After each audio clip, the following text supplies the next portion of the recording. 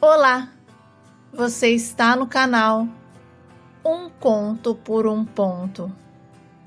Eu te convido a curtir, a comentar, a compartilhar e se inscrever no nosso canal. O Itamar era um homem muito ruim e eu só descobri esse lado dele depois que nos casamos. Antes disso, eu sabia que ele não gostava de brincadeiras e raramente sorria, mas eu nunca imaginei que ele poderia ser violento a ponto de me bater, até mesmo durante a minha gravidez. Mas eu não fiquei quieta e enfrentei o Itamar com um ferro quente. E depois disso, ele só me ameaçava, sem chegar a me bater de novo. Porém, ele começou a arrumar confusão na rua com os vizinhos e nos bares que frequentava. O Itamar estava cheio de desafetos. E para provocar ainda mais os vizinhos, ele levantava de madrugada e soltava rojões, causando o maior susto em todo mundo. E eu não sabia o que fazer para controlar o meu marido. Ele não dava ouvidos para ninguém, nem mesmo para a própria mãe.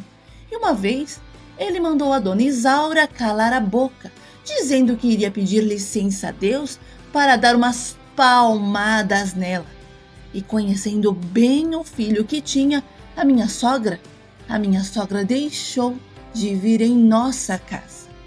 Sabe, sinceramente, eu tentei me separar do Itamar várias vezes, mas sempre que eu saía, ele me perseguia e me ameaçava, dizendo que se eu não voltasse, a vida dos nossos filhos e a minha estariam contadas.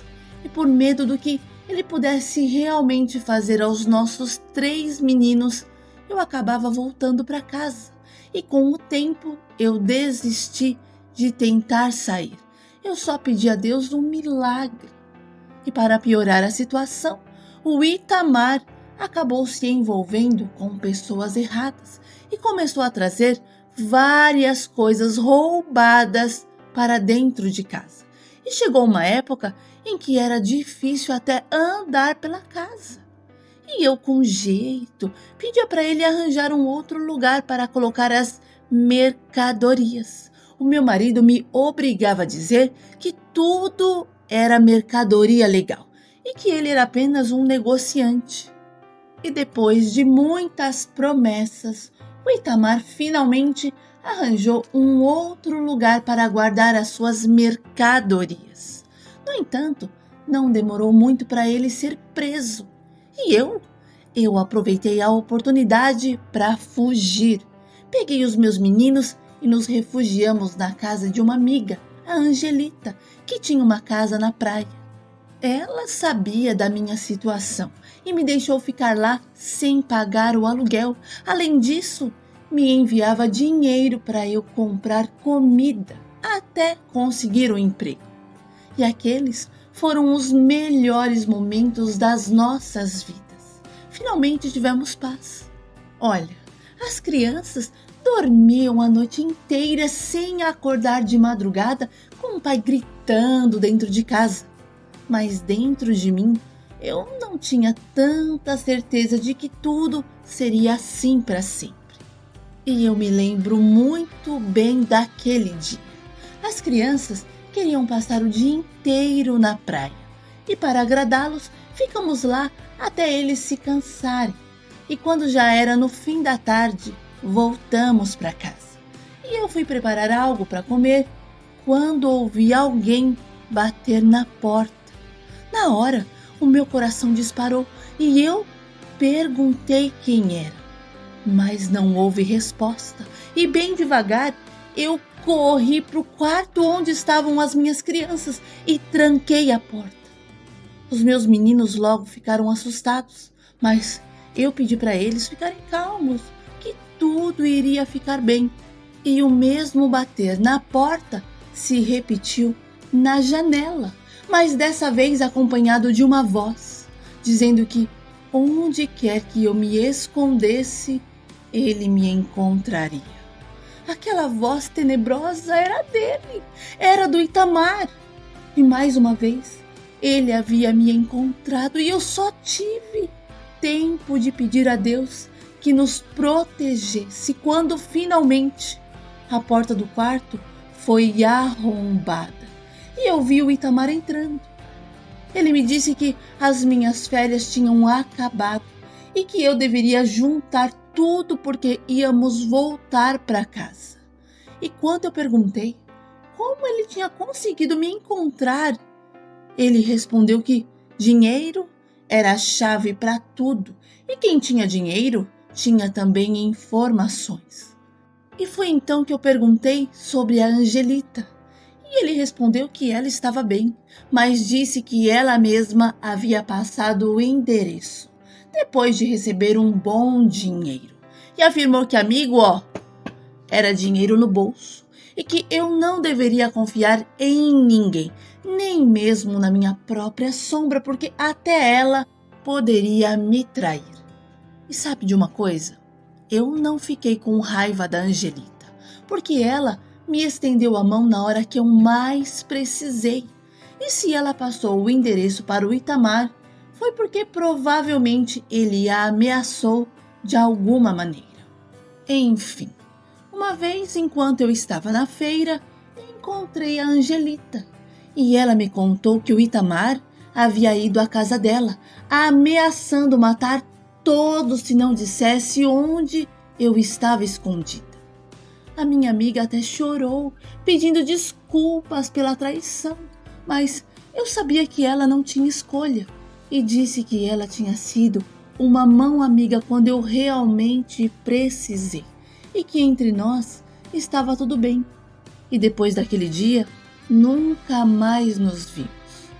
E o meu marido era tão malvado que passou a achar que as pessoas iriam fazer maldade com ele também, e por isso começou a dormir com a arma debaixo do travesseiro. E a gente não tinha paz dentro de casa. E um dia, o Itamar saiu para resolver os seus negócios e não voltou. E como eu sabia que não adiantava fugir, continuei ali esperando ele voltar. E passou uma semana, depois 15 dias, um mês. E finalmente, depois de 2 meses, ele foi jogado na porta da nossa casa sem as 2 pernas. E ao me ver, ele começou a chorar e disse que preferia ter morrido do que estar ali daquele jeito.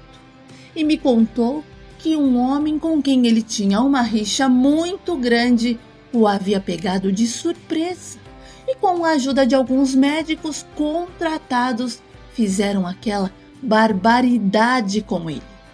E mesmo naquela situação, ele continuou ruim e jurando vingança a todos os seus inimigos. O Itamar passava a noite chorando de dor nas pernas e durante o dia ficava sempre planejando o mal dos outros. Ele ligava para um, para outro, mas ninguém mais dava ouvidos às suas ameaças e nem às suas reclamações. Para você ter ideia, nenhum remédio parecia aliviar a dor dele. Ele chegava a tomar morfina, mas o alívio era sempre muito passageiro. O meu marido passava o tempo gritando e implorando pela morte. Mas o Itamar ficou alguns anos assim e em seu desespero chegou a pedir que eu chamasse um padre, um pastor ou um pai de santo, porque ele queria se confessar. E me mandou ir logo, depressa. E quando eu estava saindo, vi o meu vizinho, que era pastor, e chamei ele para uma conversa com o Itamar. E ele foi. O meu marido, naquele dia, perguntou ao seu Hernani o que poderia ser feito para que ele saísse daquele tormento. E eu saí para deixá-los a sós. E os dois tiveram uma longa conversa. E quando eu voltei, eu vi o Itamar calmo, sereno, sem aquela expressão pesada no rosto, sabe? E nos dias seguintes, ele não parecia tão perturbado. E começou um cansaço, uma tosse, que acabou evoluindo para uma pneumonia resistente. O Itamar ficou internado e no dia 10 de abril de 1989 ele faleceu. Confesso que senti até um alívio com a sua morte. E depois de muitos anos, a minha vida voltou a melhorar. Eu me mudei, consegui um emprego e cuidei de mim e dos meus filhos, Maurílio, Éder e Ítalo. Graças a Deus, os meus meninos nunca se envolveram com nada errado. E com 14 anos, todos começaram a trabalhar e entregavam o salário na minha mão. E com o dinheiro deles, pagávamos as nossas contas e eles faziam até cursos. Hoje, o Maurílio é funcionário público, o Éder professor e o Ítalo dentista. E eu não me relacionei com mais ninguém de tanto trauma, mas nunca deixei de aproveitar cada oportunidade que a vida me ofereceu. Fui muito feliz ao lado dos meus filhos, que logo me deram noras e netos. E esses 4 netos lindos é quem fazem os meus dias cada vez mais alegres.